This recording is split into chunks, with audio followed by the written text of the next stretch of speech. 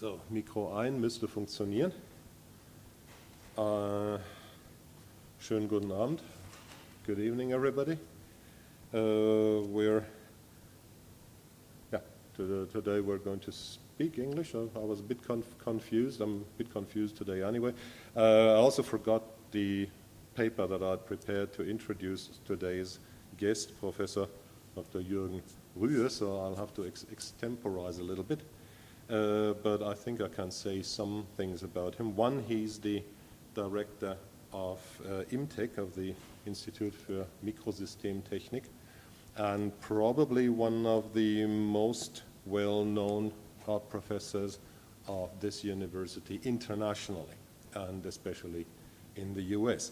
One of the reasons why the now late or former president of the university, Hans-Jochen Schieber, for a while coaxed him into taking on the job of Prorektor, so vice president of the university, which he faithfully did.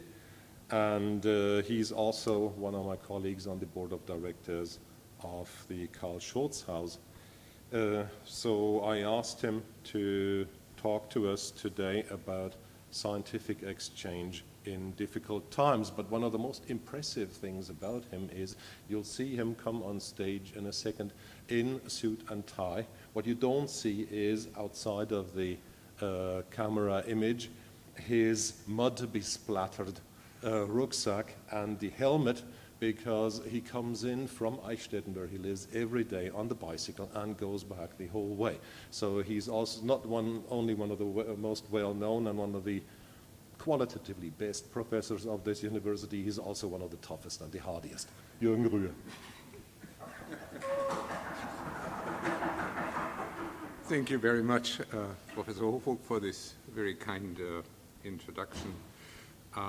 Ladies and gentlemen, it's for you probably also an unusual situation. You're facing today a person who's not really related to the English department, not in politics, not in social sciences, the type of speaker which is probably not very common for the seminars here, yeah? And also not for the seminars of this series, which is a house divided. My area of expertise is totally different: polymer chemistry, surface science, and microsystems engineering, and I'm also the spokesperson here for the Cluster of Excellence on Living Material Systems. All this weird and nerdy stuff, yeah? And I'm afraid I have to apologize a bit up front, yeah? This will be not really a political discussion and not very many comments on the outcome from my side on the US election.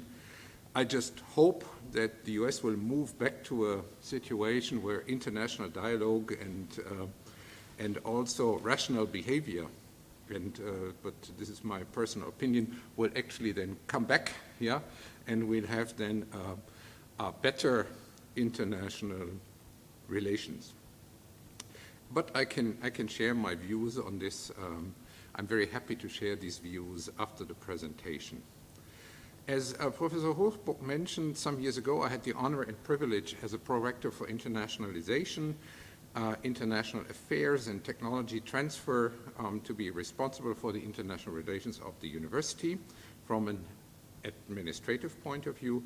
So I have a bit of an overview about international scientific cooperation, but actually on politics I'm an interested layperson. So the big question is actually, why am I here today and speak to you? Yeah? And this was born from some discussions I had with Professor Hofburg at the Carl-Schurz-Haus, where we are both on the board.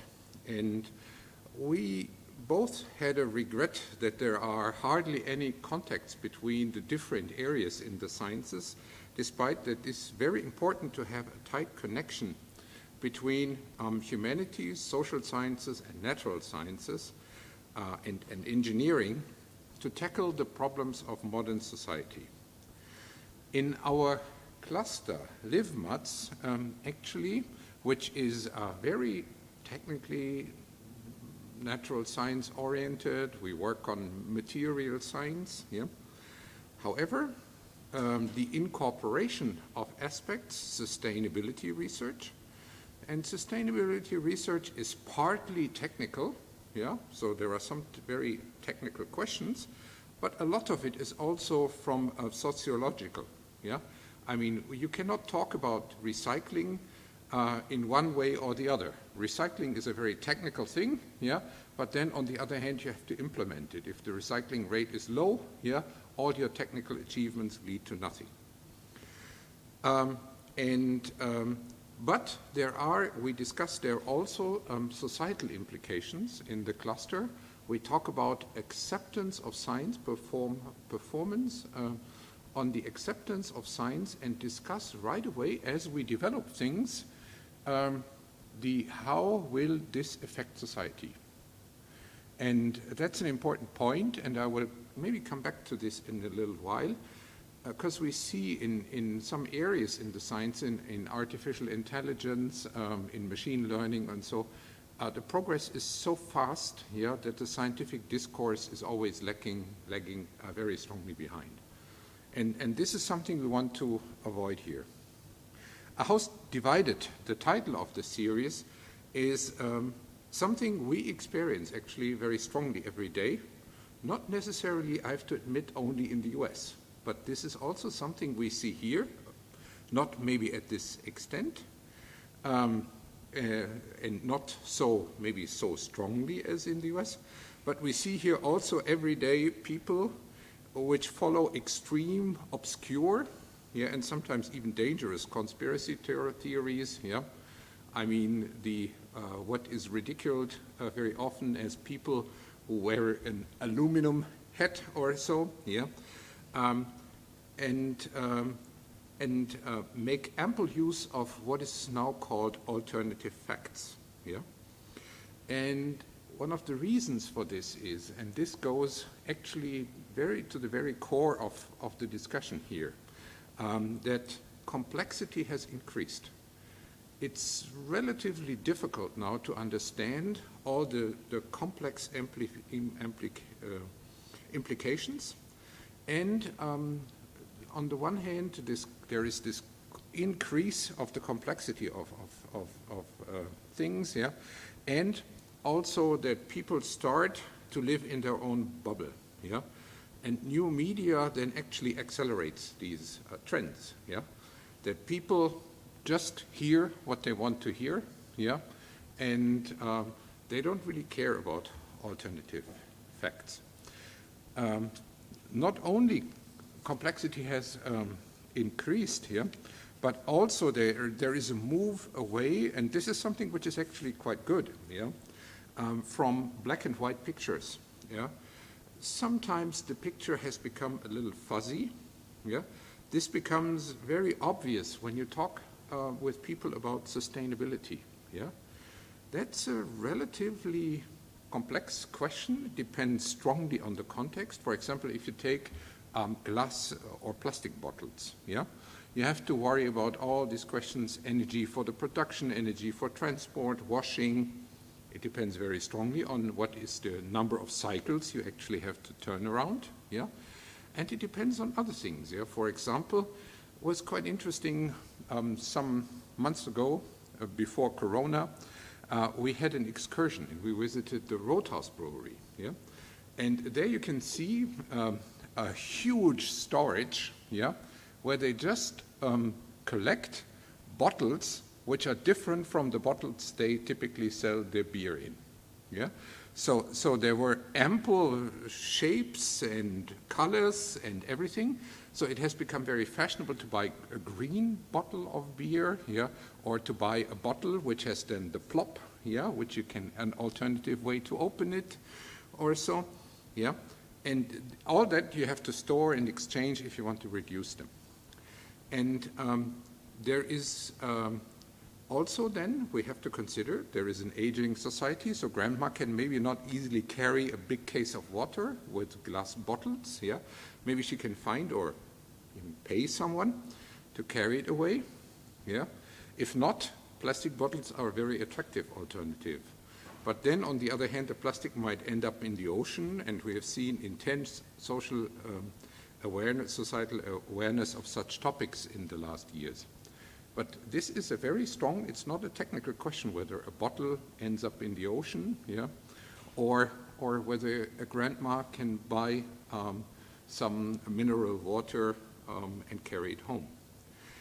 So no in-depth analysis here, but it shows that there are sometimes very strongly conflicting social and societal goals, yeah?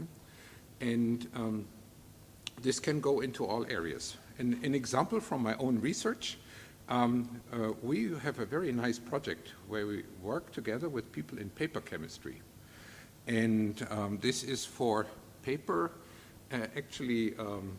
devices. So the idea is to make diagnostic paper strips, yeah, paper-based diagnostics. The slogan is their diagnostics for all, diagnostics for Africa. And so there we have to work on making paper very resilient against water, which is done, yeah. And paper is a great compound because it comes from natural resources, has a very high recycling rate. If I'm not mistaken, this is something around 79% in Germany, yeah.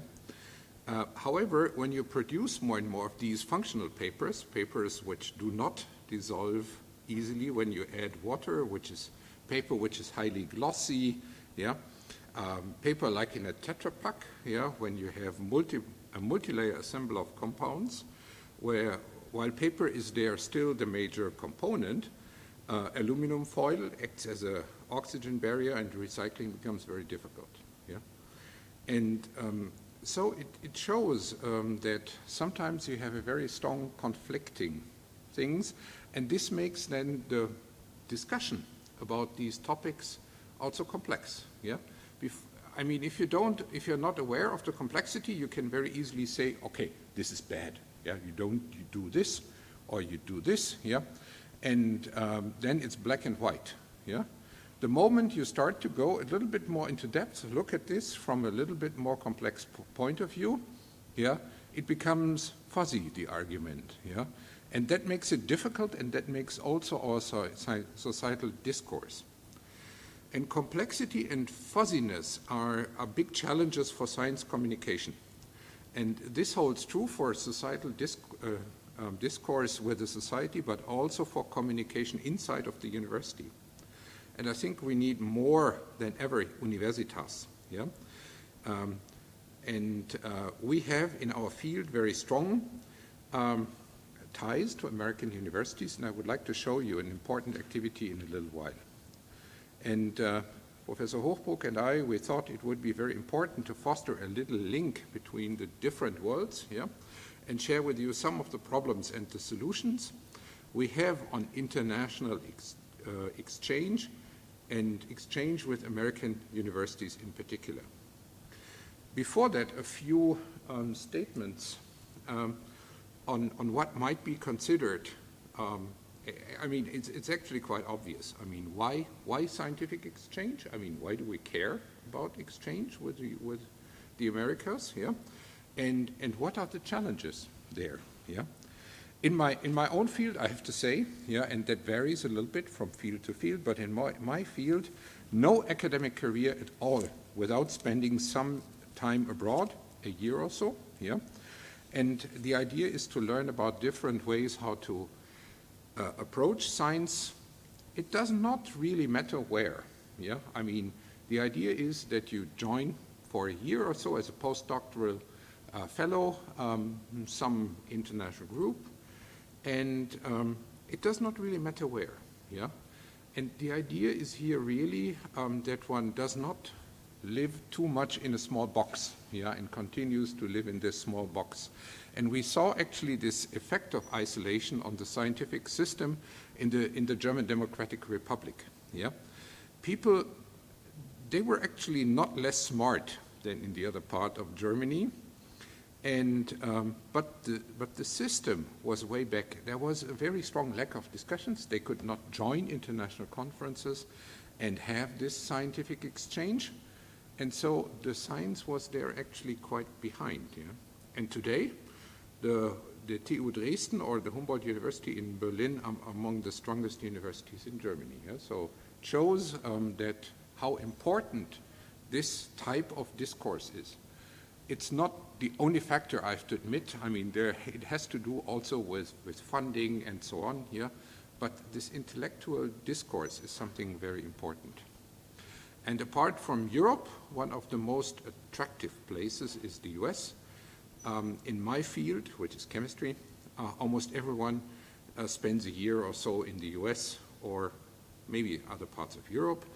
In some aspects, the American universities serve as a role model. I mean, there are fantastic achievements. There is huge investment, beautiful campi, strong service orientation to the students, strong service orientation to the funding agencies, yeah, and a very strong success orientation. And American universities are a role model because they are a melting pot, yeah. I mean, sometimes even overdoing this a little bit, yeah. So one of my friends has a group, and there are 30 group members, and none of them is actually an American. Yeah, they come all practically from Asia, yeah. And which is, as a melting pot, then maybe a little difficult, yeah. But there are also strong problems with the huge service orientation, yeah. I mean, it sounds very good, but there is also a danger that you cater to the needs what is actually hip, yeah. And if something is not hip, yeah, it falls out of favor, yeah.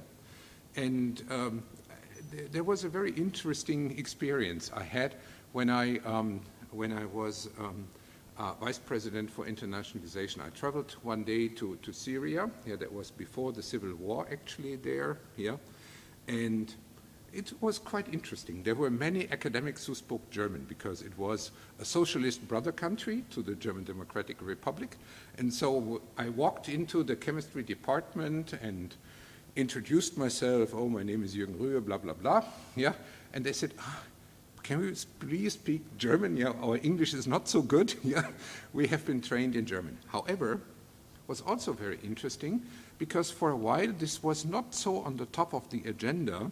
They had actually not a single professorship in Germanistics. And now they wanted to have one, but I mean, pursuing German studies is something different than just speaking the German language. Yeah, I mean, speaking the German language is kind of like a prerequisite, but that's not the core of it. Yeah, and so they had none of these. Yeah, and then they realized it takes about 10 years before you can really reasonably start up anything. Yeah, a huge effort. And this being hip can be also very strongly influenced by funding. A typical sign of a house divided here, and coming back to the issue here of the topic of our discussion, is that sometimes a party, yeah, tries to take strong influence on the funding situation, yeah, and it's kind of very hard to put strong pressure on the universities as such. Yeah, you cannot walk to the university president and ask them to do something different. Yeah, I mean, they will laugh. Yeah, they are pretty independent there. However, you can very strongly control it if you control the funding agencies. Yeah?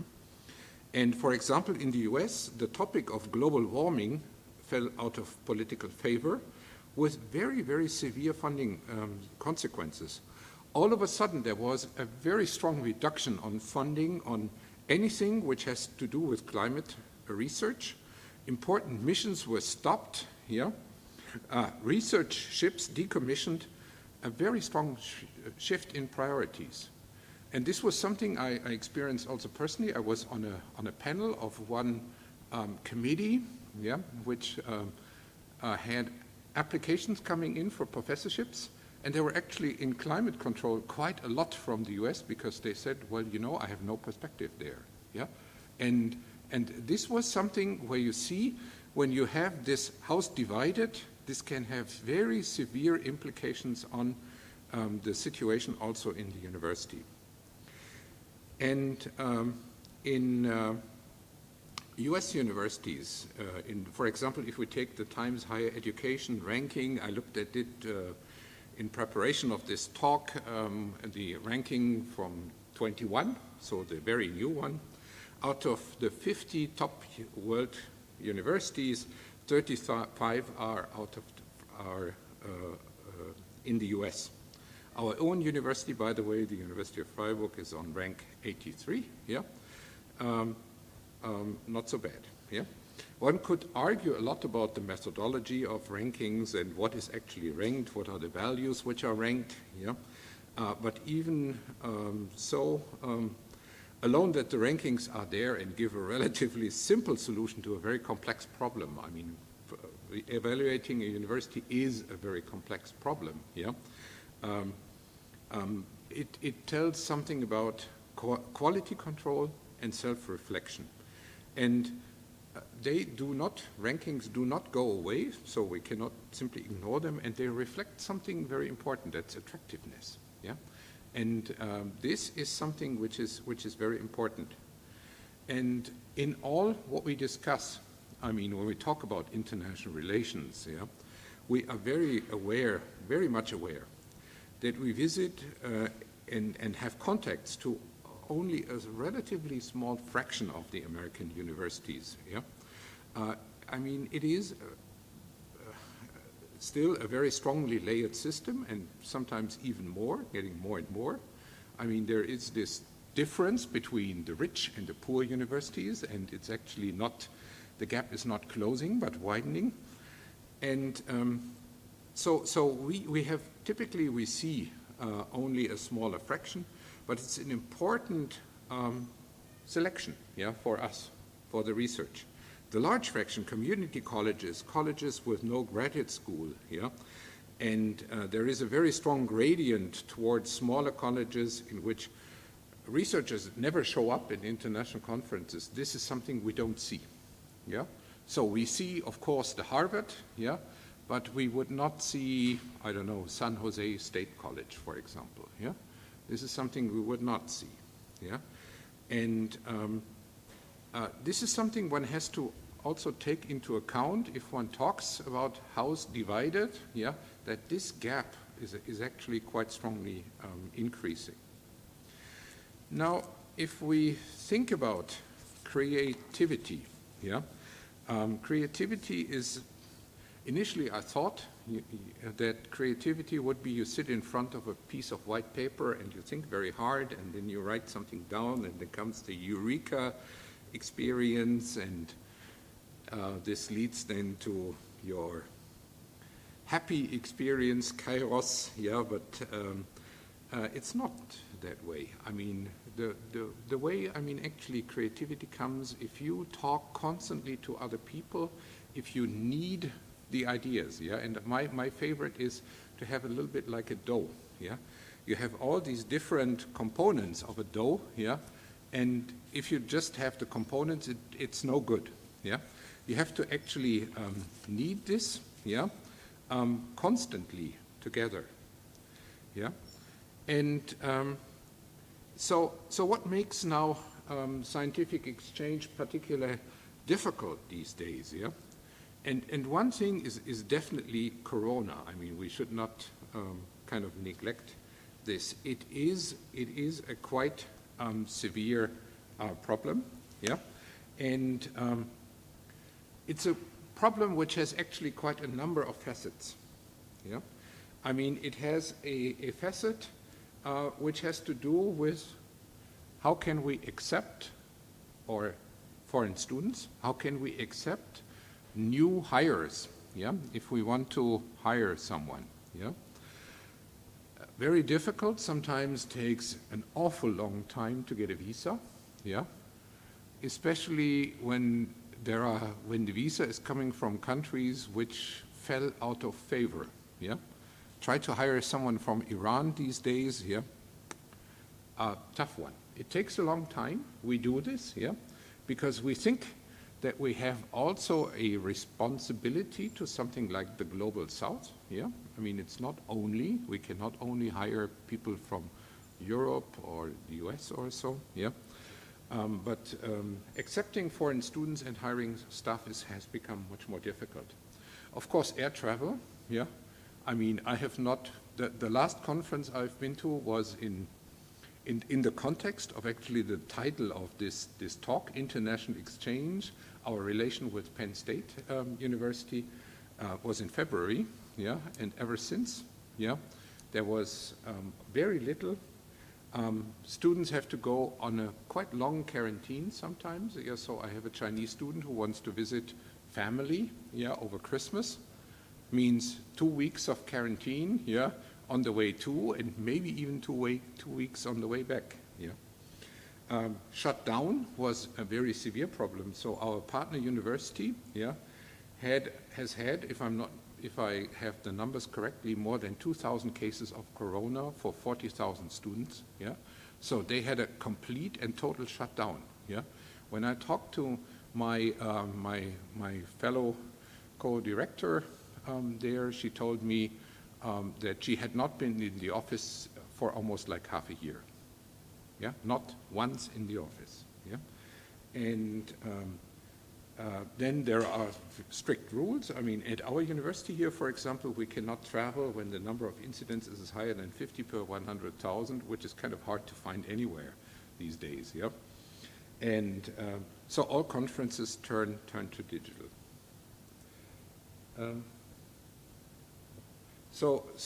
But it is very important, I mean, that we stay in touch, yeah, and having a digital conference is much better than having nothing, yeah, and I think that's a very important topic.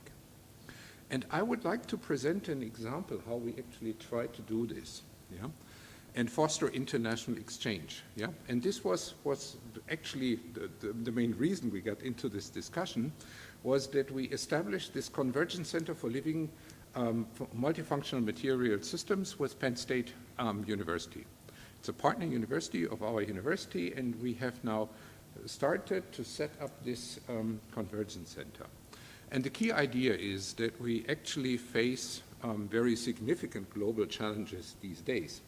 It has something to do, I already mentioned, microplastics, plastics in the ocean, yeah, pure water, CO2, pollution, then the safety of large infrastructures, yeah, so does a bridge carry people or not, or do we have to totally replace this? And then there are also questions about are certain compounds, when you talk about, okay, I want to to construct large windmills, yeah, this requires very strong magnets, yeah, are there sufficient compounds available, or are these kind of rare compounds, yeah, which are very difficult to get?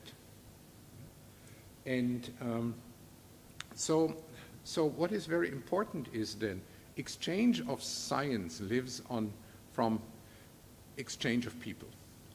And exchange of people actually then has to do with all the different levels. I mean, we have to go from undergraduate exchange, I mean, because for a lot of our undergraduates, this is the first time they really live in a foreign country, and that's the experience of their lifetime, yeah. But then graduate doctoral research is very important to perform experiments in another group, yeah. Postdocs, faculty, also faculty very important because I mean, you have to have someone who has the sparkle in the eye and talk with some enthusiasm about these topics, yeah. Otherwise, if they say, no, yeah, you just waste your time, yeah. It just makes your studies longer, yeah. This would be very strong discouraging, and we need this type of encouragement. And so in the Convergence Center, we want to do this at all levels, yeah. Not at all levels, maybe with equal participation. Yeah, some things are a little bit more difficult. I have to say something like undergraduate course studies is difficult, yeah, because it has to deal a lot with money. However, undergraduate research, yeah, to say an undergraduate coming, performing a little internship, research project, that's something which is very well doable, yeah, and there the costs do not shoot through the roof, yeah. But then also go to the different levels. And the vision is that we pursue then together actually a common goal, and this is to achieve, to advance science, technology, policies, and practices needed for a sustainable world. Yeah? So the idea is we come from material science and look at this in a bit of a holistic way. And there are certain missions involved.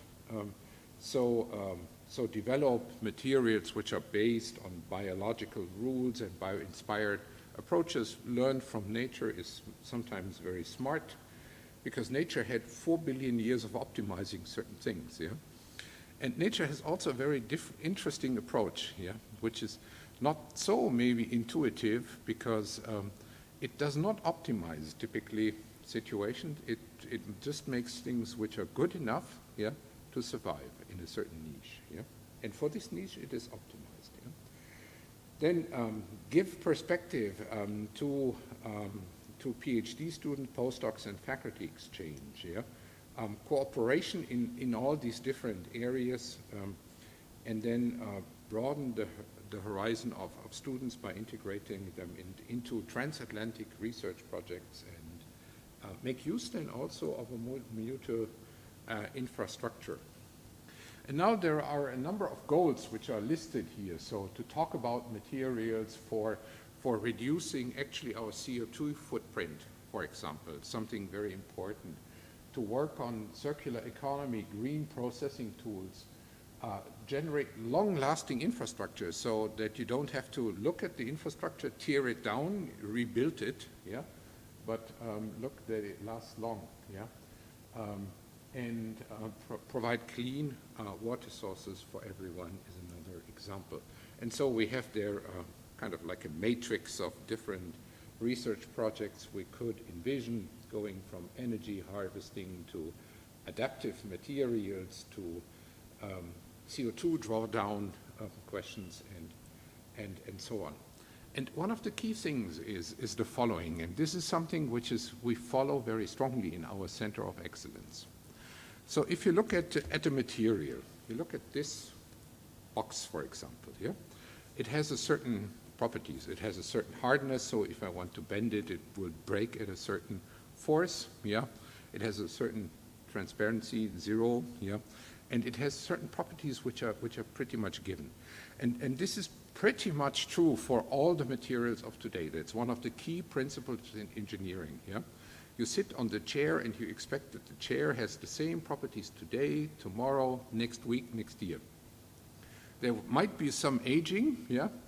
But apart from that, you have material properties which are more or less constant in time. But if you now look into nature, this is not true. You look out of the window into nature and you see that there are constant things changing. You see flowers which adapt their shape according to the sunlight. You see actually here carnivorous plants, yeah, which actually try to trap insects by after a mechanical stimulus. You have something like a pine cone, and a pine cone can open and close according to the humidity. And what is very interesting, my colleague in biology, Thomas Speck, he has studied a pine cone which is 13 million years old, yeah? And a 13 million year old pine cone, the tree from which it one fell is long gone and forgotten. The pine cone still opens and closes according to the humidity even today. It's a bit rusty, a bit an aged gentleman of a pine cone, and I should not say that, an old pine cone, yeah? But it still works, yeah? And why? Because it's totally passive, yeah? I mean, the opening and closing is just coming from heat, from sunlight, and from water uptake, yeah? It's a purely passive thing, so there is no living energy, whatever, required in this system, yeah? And so you can have there a very strong adaptivity or friction. Yeah, I mean you have a computer hard disk maybe in your computer. Yeah, even though less people have this today, but you expect that the friction properties are constant in time. If you have something like here this crested gecko, yeah, I mean whenever it walks on something which is rough, you want to have relatively little friction, yeah, so that walking is easy. Yeah, you don't want to have a gooey track there. But on the other hand, if something is then very slippery, yeah, you want to have very big friction. That's pretty much the same way when you drive around with your car or your bike. Yeah? There are certain situations when you're very happy when the friction is very low. That means you can really go fast. But when there is ice, you're happy for any kind of little bit of friction you can get. Yeah? And what is the key here? The key here is to have adaptivity. And this adaptivity is very clear. Adaptivity comes always at the price of having energy put into the system. And that's the idea behind living material systems, yeah, we have in our excellence cluster. That's something we want to merge these two worlds. And so we come with sometimes a little bit established concept, new concepts, merge this into LiveMats, and then develop out of this then interesting, hopefully new projects. And creating such materials will then be a totally new paradigm in materials research. And we have as participating institutions then University of Freiburg here with our Cluster of Excellence LiveMats at the center, the Materials Research Institutes here. But we have actually 6 different faculties involved, 5 Fraunhofer Institutes, 2 Materials Research Centers, our Cluster of Excellence, the Sustainability Center, and actually our 3 UCO partners involved. Yeah? And LiveMats follows this idea of having energy autonomy, getting the energy input, getting adaptivity, make systems which are complex. Yeah, they will not really very often then last long. Yeah, and nature has developed very clever schemes to make actually something that it lasts long enough. Yeah, you see the pine cone. Yeah, longevity is there a very important issue.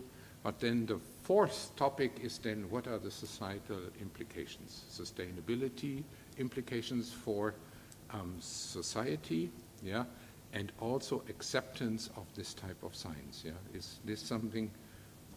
Would you like to have an autonomously changing material? Yeah, and this is a question we need to discuss. And we set this in the so-called Ideas Factory at FIT, where we have this physical and also institutional settings, with some new concepts in cooperative research, hardware, software, and so on. In the university in Penn State, they have a number of centers involved. Center here in nanomaterials, yeah. Then the center, the Institute of Energy and the Environment, and the MRI, the Materials Research Institute. And they have an absolutely brilliant infrastructure. Yeah? And this is actually also one of the points where international exchange is also very important, because these days, I mean, instrumentation has become quite costly. Yeah? I mean, in former times, when you look at some of the old images of chemical laboratories, you would see there's someone with a Bunsen burner, yeah, and having then a flask and boiling something, and this would be chemistry. Yeah. Today, it's much different. I mean, people talk about then having an NMR, which is like 10 million, yeah, euros a piece. Yeah. You have then make all these tiny structures. Yeah, you have a clean room, which is also something like starting price tag is 10 million, but you can easily find clean rooms which have 150 million just installed in the clean room itself. Yeah, and operating costs are high. So when I have a tour, yeah, through the clean room of our institute, yeah, I always tell them a little smirk, tell them, hold on to your wallet. Yeah, and then everybody looks at me, why do I have to hold on my wallet here? Someone might steal it. Then I explain, well, you know, clean rooms are like a black hole for money. They suck in any money they can find, yeah? Yeah. So very costly operation, and if we can share there internationally, this is a very great advantage. And this is something, make use of this costly infrastructure, make use of cryo-electron microscopes, 10 million a piece. Yeah? Then all these core facilities, very, very, very complex. Yeah? And this is something which we which we actually are very interested in. Yeah, and so the key of it, and here I rephrased a very famous phrase by James Carville, yeah, from the '92 Clinton campaign, yeah, where he said it's the economics stupid, yeah, it's the economy stupid, yeah. Here for universities is actually the communication. It's the communication stupid, yeah. And my final message in this whole thing is, and this now goes into both of this more house divided aspect and the international cooperation. This is sort of a little conclusion of my small presentation. When we talk about house divided, about alternative defects, about strong dissentment, it's all about strong dissentment of opposite opinions. And this reflects mainly one thing, and this is loss of communication. If you cannot communicate with the others, it's trouble. It makes a whole lot of a difference when someone has a different take on certain things, yeah, and a different opinion, or whether this person is your enemy, yeah. Because with an enemy, you would not argue. With someone who has a different opinion, you can always exchange. And it's like when you have a partnership, yeah. If you start communicating, this will slowly lead to something which is actually the title of this series, A House Divided, yeah. I mean, if you cannot communicate with your partner at home, yeah, you have also a house divided. And I think this is something we have to work on. And this is something, my main message, I would like to encourage everyone in the audience to engage in this communication at all levels, yeah, even when it means that you have to leave your comfort zone, yeah. And this is, I think, something very critical, because in your comfort zone, you can communicate as much as you want. You reach all the people, yeah, which you know, all the people which have exactly the same opinion as you, yeah.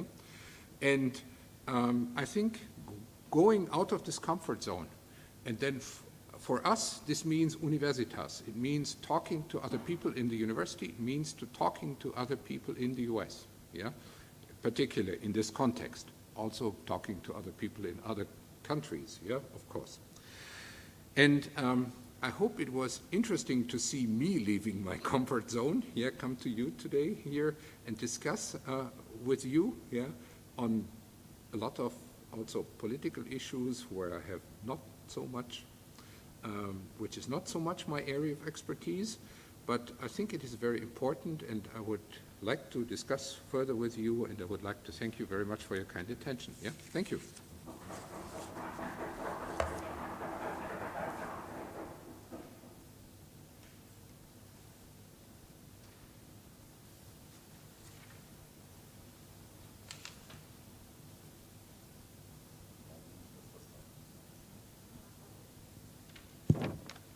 Oh, yeah. Okay, we prepared this as a bit also as a question and answer thing here. First of all, I don't. Did you really leave your comfort zone coming here? I mean, we're not dangerous. No, this is the university, the universitas, and I'm very glad that you could join us today and did actually consent to joining us in this lecture series anyway, because I was hoping that you would bring exactly what you brought along, that is a perspective from the field of sort of real science, where there are no alternative facts, and where we would hope that whatever gaps have evolved there over the last 4 years will be easy to plug. And that's already my first question, really, except for one that I absolutely have to ask, or it will kill me. Where on earth do you get a 13-million-year-old pine cone? That's something I don't know. It's coming from some excavations, yeah, and that's something I don't know. I mean, it came from excavation, and they were interested in because this is something you see actually. Yeah, you see that it's still opening and closing, and so they were interested to understand more of the details. Yeah. But there you have to ask Thomas Speck here. But just as a comment, I mean, leaving your comfort zone does not mean that I feel uncomfortable to come here. Yeah. But I mean, of course, when you get into some of these discussions, you realize you're getting a little bit on thin ice. Yeah, yeah.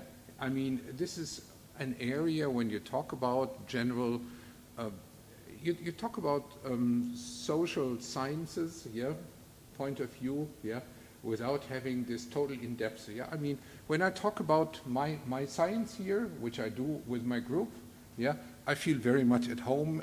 I'm pretty confident that I can answer a lot of questions, yeah, and those questions which I cannot answer will help me actually a lot, yeah, in my scientific. Here, yeah, some of the facts I'm not totally aware, and sometimes I'm not totally aware whether something I experience is representative also, yeah. Yeah, it might be that it's just something a little bit unusual, yeah. That's something I don't know, yeah. And one has to be there a little careful, yeah, if you walk. But walking on thin ice is sometimes required, yeah, because otherwise you will not get to the other side, yeah. Yeah, but you're not even really on thin ice, I would argue, insofar as you know the facts, you know your materials, yeah. You have all your data there, yeah. And with us it's pretty much all about communication, so yes. I would heartily agree to this.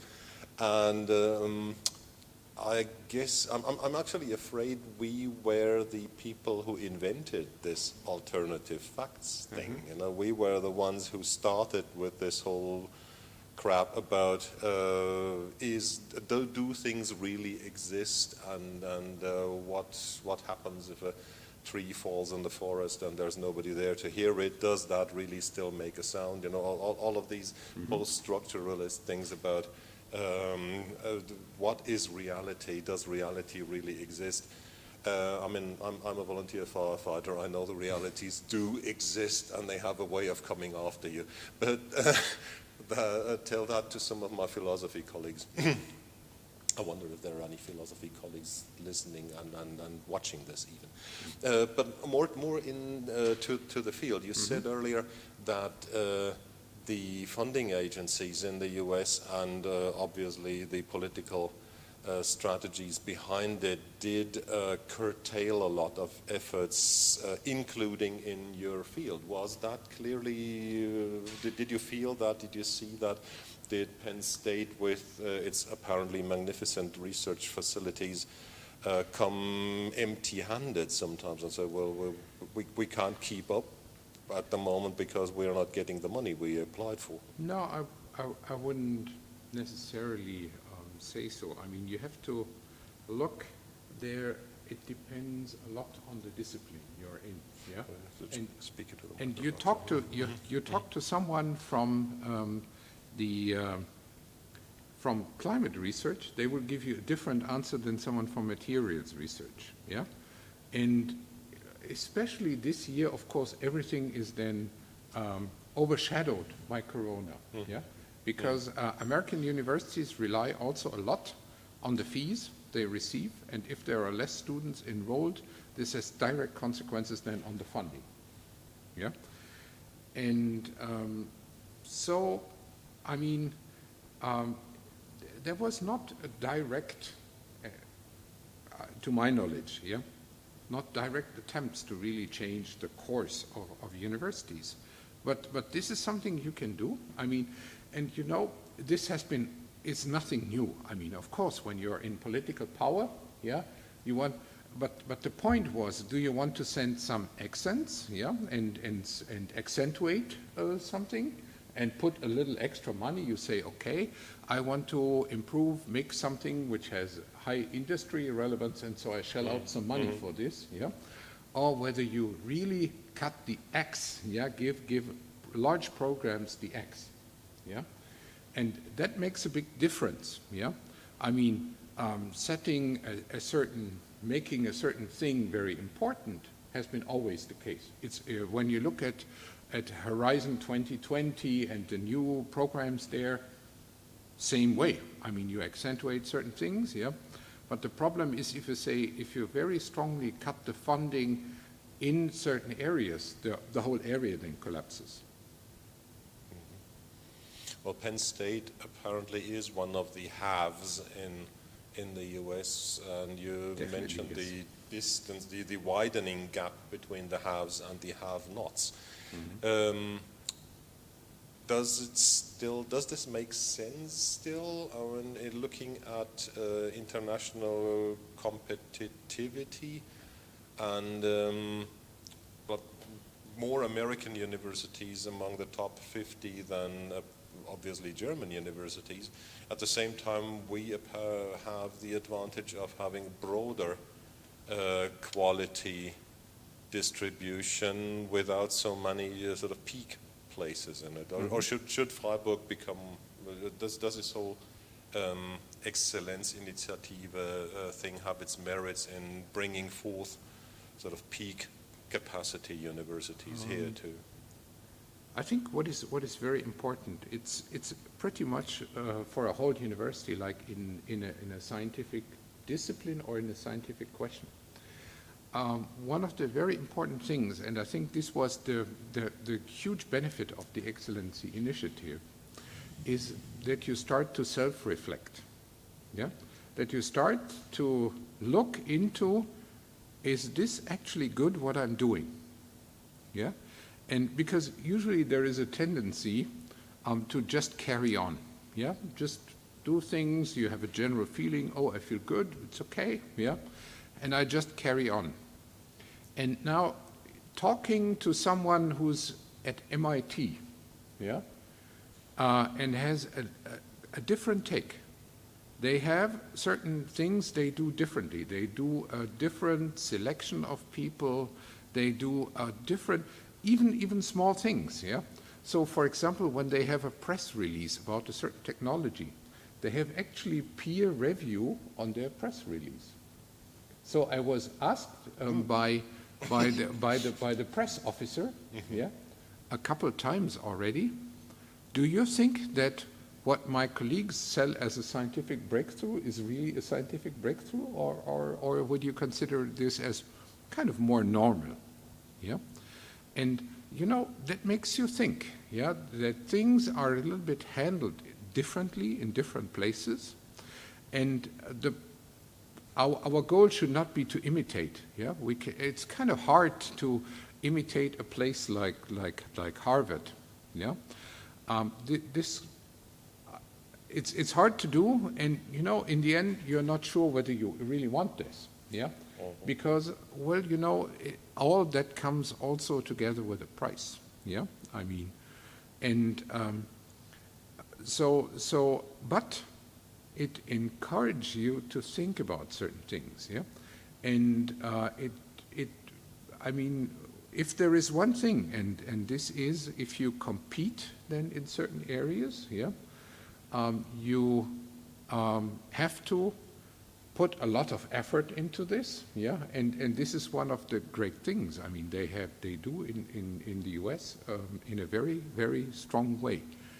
They very favor and success, yeah, and having success is then something there very, very important. If you're not successful, your funding is practically zero, yeah, and so, yeah, having sort of a little bit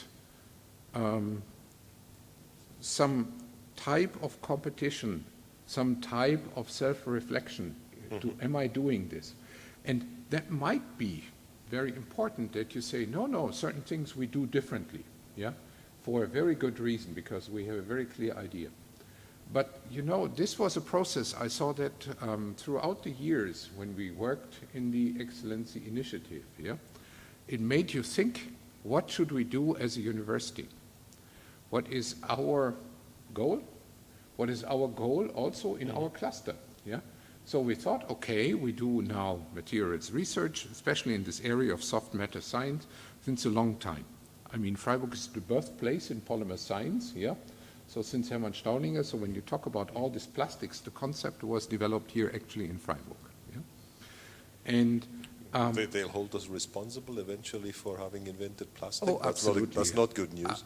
Absolutely, absolutely. And you would be totally surprised what the world would be without plastics. Yeah, I mean, you would not have a smartphone, you would not have the microphone, you would have very little things. Yeah, I mean, And the key is, I mean, how can we actually have a good technology without moving back to the 19th century? Yeah, I mean, we could live like the Amish, yeah, but is this something we would like to do? Yeah, because it has also certain societal implications, not only technological implications. Yeah, and I think this type of self-reflection is really the key. Are we doing the right things? How can we position ourselves? Yeah, who are competitors in a certain field? Yeah, something I think which is very good and helpful. Yeah, of course, if you make it cutthroat and say you only survive if you excel in these points, yeah, this would be terrible. This would be absolutely terrible, because then you home in onto certain aspects. I mean, we see that sometimes in some of the universities where they actually try to axe then certain departments, yeah, because they will not produce to the excellency and to the rankings. And one of the questions is the rankings are biased, yeah. So you can only perform good in rankings if you, for example, publish in English, yeah. If you don't do that, yeah, I mean, you'd better. If you want to be good in the rankings, you have to actually axe this department, yeah. And there goes Romance studies. It is no, but you know, this is something we don't want, yeah, and this is something we accept, yeah, and then we say, okay, we could do there a little better, but who cares, yeah. But having reflected on this is something which is good, and it deals with what is actually the basic question then is, what is our impact into the scientific achievements, and what is our impact into the societal discourse? Yeah, I mean, if we just talk to a very small fraction of the world and nobody cares, yeah, yeah, that's not so good, yeah. And then you have to think, yeah, does it make sense? Yeah, okay, I could also publish exclusively in German, yeah. Then only a fraction of the world population would be able to read it, yeah, and would read it. And then I could complain a lot that my research is getting ignored, and I don't do this, so I go to the universal language of science, which is bad English, yeah? Speaking of peer reviews and publishing, not exactly directly related to the field, but something that I'd simply be interested in is this tendency to pre-publish things, and particularly in the context of the corona crisis, this has brought about some problematic situations where weird papers from even weirder journals fell into the hands of eager journalists and were bloated beyond recognition in the reception, and brought us things like, what was it, hydroclox something, and remdesivir, and it's very difficult apparently to get rid of these things again. And at the same time, of course, many of these pre-published papers would have gone through long review periods, and we would still probably have more problems even if it hadn't been for these also international cooperations and people trying to get these things together really fast. That's actually a very difficult question, yeah, a question which has not a simple answer, and in my opinion, and it is not only in the context of a house divided, but it's a general problem now since quite a number of years. And if you look at it in a very sort of sober way, the difficulty is that on the one hand you want to make information practically available for everyone, cost-free, and fast, yeah, and fast, yeah, and so this is something which is a very honorable goal. And if you look at all the publishing houses, they have and still have here, in part, a very safe and very profitable business. Yeah, they have relatively high margins they can make, and a lot of money is actually moving from research into the publishing houses. Yeah, either in a direct way, yeah, by paying a lot for the journals, yeah, or indirect, because they send all this out for review, yeah, and someone is doing this reviews for free, and so that's a very bad thing, yeah. On the other hand, yeah, if we look at this in another way, and this comes to this now to this house divided, yeah. In these publishing houses, you have then someone who is taking care of all this, yes, a person who cares that actually, and a number of persons who care that the journal has a mostly high reputation. And you know, if you have then in certain journals, very terrible articles, yeah, their reputation would suffer very, very badly, yeah. And so, with all the critical things I've said just a minute ago, one thing which is very important is that they really try to make really a good journal, yeah, and so that this is very well recognized in the scientific community. And when you go to purely open access, you don't have all these people anymore, yeah.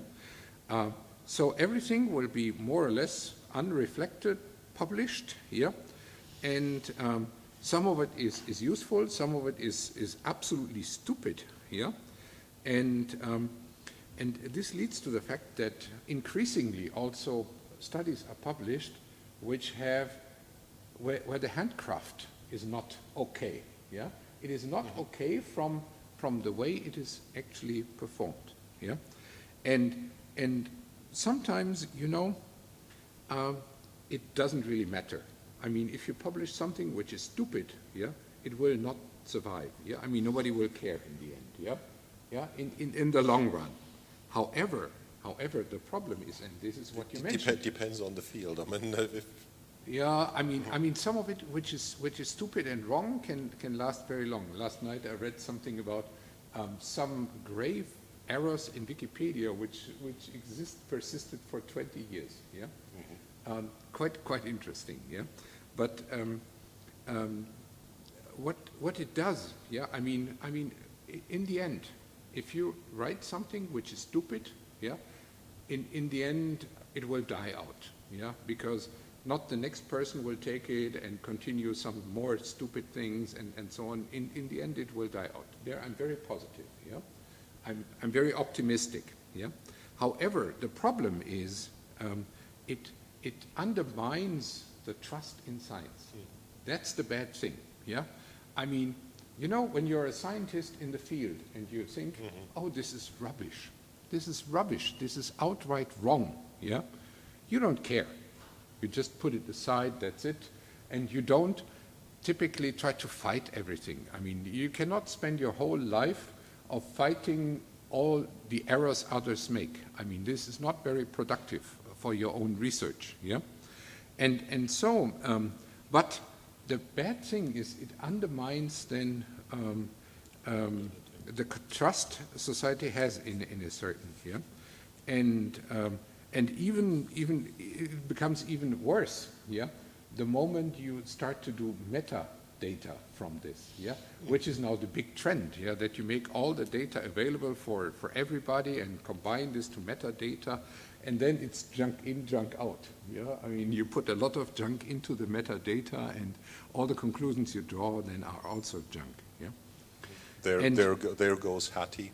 And the problem is really also, and this is something we have to work on. We have to resist there also. It's this tremendous pressure on publishing. Yeah? It is good to publish. I mean, if you don't publish, how should other people know that you did something useful? But having just a number of publications as a success factor, that's short. It's falling short. Yeah, I mean, it is simpler. I mean, to count number of papers and maybe even citations and something. Yeah, then make an evaluation of what is the impact of a certain type of research. Yeah, an impact it has. Yeah, and for some work, I mean, if someone gets the Nobel Prize, it's maybe relatively easy, and as they got the Nobel Prize, they have been very successful in demonstrating the impact. But In other, it's a very difficult, and if you put too much pressure onto the system, and there we're back to these competitions, yeah, having some is good, having too much, yeah, is then very difficult. This leads to a focusing. Yeah, focusing is always positive unless you focus too strongly. And if you then do this too much, I mean, you're getting superficial in the science, and then something which is very strong, particularly also I have the feeling in my area, it's moving to this buzzword science. Yeah? Yeah, you look for certain buzzwords and then publish in these buzzwords, yeah, and pre-publication in per se would be good because it allows a discourse even before the paper has been published, and on the other hand, it actually increases here actually the beating frequency. Yeah, I mean it goes even faster things, yeah, and which has implications on the quality. Yeah. Most of what you've said so far actually echoes or corroborates what Jennifer Doudna, the chemistry Nobel Prize winner this year, said exactly about this kind of problem.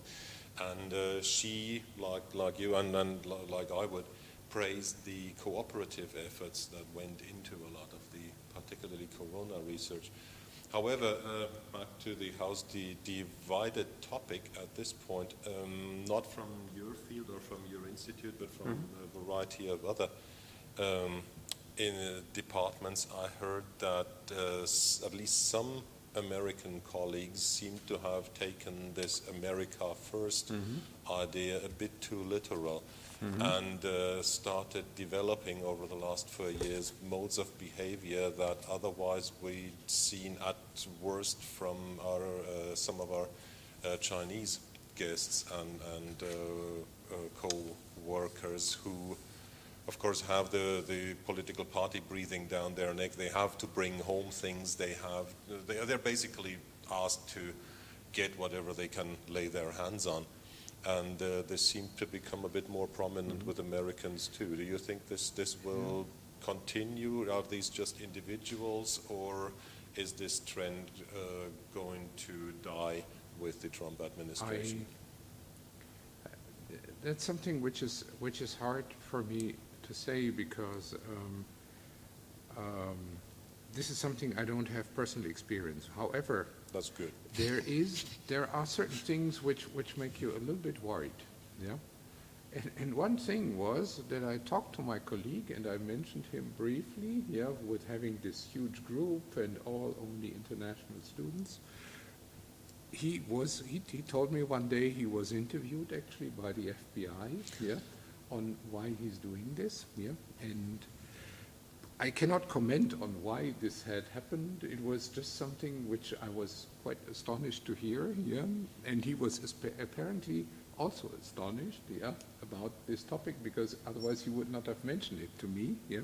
That was one I want to briefly stop too, when I thought, okay, here's the melting pot without the pot. And if there are no Anglo-Americans it's sometimes difficult, yeah. And one thing which is also, I mean, which makes it interesting. We have also a lot of collaboration with companies, yeah. And I noticed a certain change in the way companies communicate also with us, yeah. And this is, in former times, you know, you talk to someone about some interesting developments which might eventually lead to the generation of IP, intellectual property rights, yeah, a patent, yeah, and usually this used to be relatively, I mean, it's something like communicating with anybody here in the audience. You send an email or so here. Not so anymore, yeah. I mean, this was something quite different. I mean, they communicate only on certain platforms, yeah, and make sure that, for example, these platforms have no service in China or the US, yeah, or the US, yeah, and whether this is now justified or whether this is paranoia, I don't know, yeah, but it is something. But it is something which makes you think, yeah. that some people apparently think about these problems, yeah, and they develop then good practice rules, yeah, and so if it is paranoia, it's actually a relatively widespread paranoia now, yeah. And this was something which was very clear. I mean, very clear ways of communication, yeah, not sending out emails, for example, to anybody anymore in that context. Otherwise, yeah, fine, yeah. Yeah, I wonder how this also influences, for instance, exchange programs. I mean, for years, even before the Trump administration, we noticed that other than us in the 1980s, for us, North America was the promised land. And I landed in Canada, which I had no particular knowledge of, but which I love a lot since and learned to love. But most of the students wanted to go to the US. That changed. Then it was Australia and New Zealand, and still Canada, but not so much the US. Is this going to change back again? I mean, also faculty exchanges were a lot more common in the 1980s and 90s, at least in our fields. Maybe in your field they're still there. They seem to be still there from what you're writing here. If they exchange faculty now these days, our partner universities, it's with Japan, with China, not with us any longer. We're all Europe. Well, you know, I think it's not. I cannot give a black and white answer on this. Yeah, I mean, what I experience, and I'm not 100% sure how representative my experience is, that I see that in a certain fraction, yeah, this wish to go to an American university is the same like ever, but this fraction of people is got a little bit smaller, yeah, and more people look into these, what you mentioned, other alternatives, yeah, and we'll have to see. I mean, once Corona is gone, now Corona, of course, very strongly amplified this, yeah, I mean, and also, of course, the Trump administration very strongly amplified this. And if we go then to a normal administration back, how this will change, yeah. But certainly a small change in the pool of people available for these programs will certainly change. I mean, it is something which is very important. Yeah, I was a couple of times at something which seems to be at first view relatively unusual.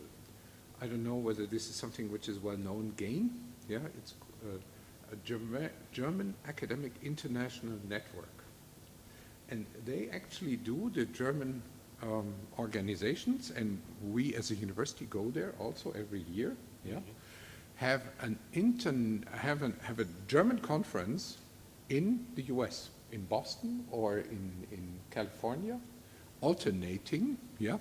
And it's kind of unusual. You have then 200 Germans assembling there, talking German all the time, yeah, and have a German conference. But the idea is really to have all these doctoral students, mostly postdocs, it's actually mostly postdocs, yeah, to give them perspectives to get really in a very well way reintegrated into the German scientific system, either in academia or in research institutions or other opportunities, yeah?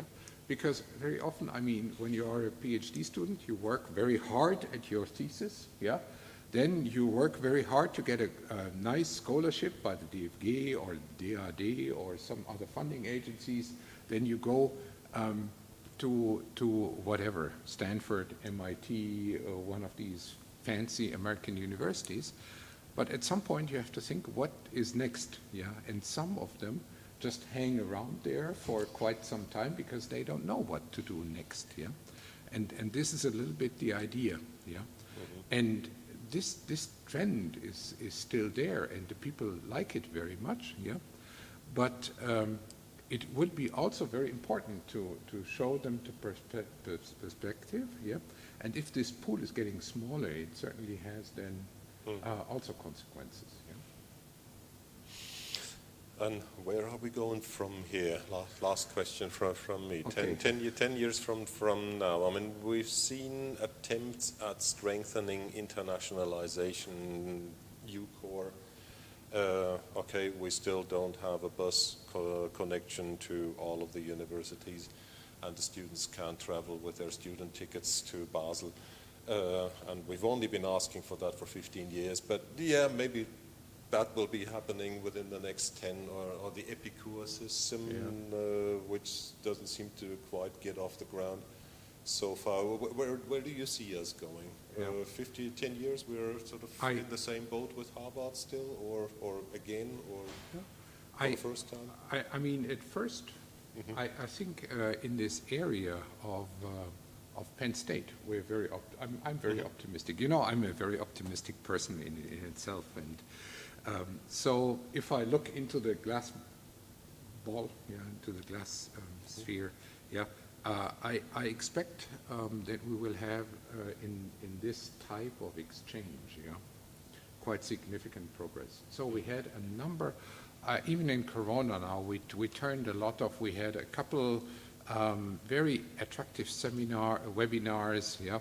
I was just a couple of weeks ago. I was invited as a plenary speaker at the MRI Materials Day in Penn State, and they had something like 500 registered people following this. And so I think in this respect we'll have a lot of progress. And if you ask me about science in general, I think, I mean, in the next years we see very significant progress in the area of health-related technologies. In my opinion, monitoring will allow to really have an early detection of severe illness. And I think we will also see quite strong progress on technologies which allow to save the planet, without moving actually back to the 19th century. I hope that that we are successful to get the discourse in such a way that this actually comes to fruition. I mean, it doesn't really help to have the best technologies and not actually then make widespread use of them, because the conditions are unfavorable and makes it too complicated, too costly for use. And so having the technology is one thing, making use of it is the other. And my sincere hope is that we are successful in having a very important discourse across the barriers between the different sciences, across the barrier between the different institutions, across the barrier between academia and the outside world. And I think this is something very important, because I mean, we see rapid movements, rapid changes to society, and we'll have to be up to it. And I think we can. I mean, it's a question of putting effort into this. And but I'm generally there quite optimistic. Good for you. Well, we'll now break the barrier between the professors up here and the outside world. Any questions from you that you might want to ask? My tutors and Hiwis are actually here. They can be here. We're still sort of adhering to Corona regulations. That's for the people that look into these things. No, there seem to be no further questions, in which case, thank you again, Jürgen Rühe, for your contribution. Thank you very much. Thank you so much. And thank you all for watching and listening. Join us again next week. Thank you so much. Good evening.